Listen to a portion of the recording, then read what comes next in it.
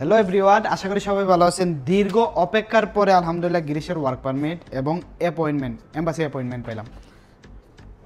কারো যদি work permit আইসা থাকে, গ্রিস এম্বাসিতে অ্যাপয়েন্টমেন্টের জন্য অ্যাপ্লাই করছেন, ধৈর্য ধরেন, পাওয়া যাবেন ইনশাল্লাহ। অ্যাপয়েন্টমেন্ট পাইলে ভিসা হওয়ার শতভাগ চান্স আছে, গ্রিসের ভিসা হয়ে যায় আলহামদুলিল্লাহ। বিশেষ করে আমরা একটা ফাইল রেডি করলাম আজকে শিপন ভাইয়ের।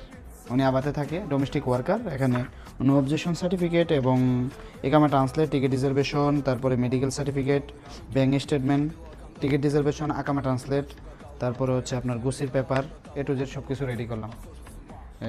কন্ট্যাক্ট এমপ্লয়ের কন্ট্যাক্ট কপিলের যে কন্ট্যাক্ট পেপার থাকে ওইটা এ টু জেড সব রেডি করলাম। এবং ওনার ডেট ছিল কালকে 9 তারিখে ডিসেম্বরে। আমরা ফাইলটা রেডি করে দিলাম, কালকে সাবমিট দেবে ইনশাল্লাহ।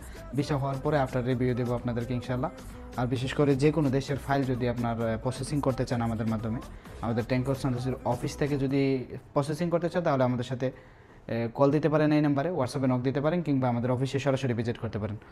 এবং আপনার জাপানের ওয়ার্ক পারমিট, ভিজিট ভিসা এবং ইউরোপের সেনজেন নন সেনজেনের ওয়ার্ক পারমিট আসলে আপনারা দ্বিধাদ্বন্দ্বের মধ্যে থাকেন, আমার পিসিসি এবং আমার ক্রিমিনাল সার্টিফিকেটগুলো বা ব্যাঙ্ক স্টেটমেন্ট, এনওসি, এই জিনিসগুলো কে রেডি করে দেবে?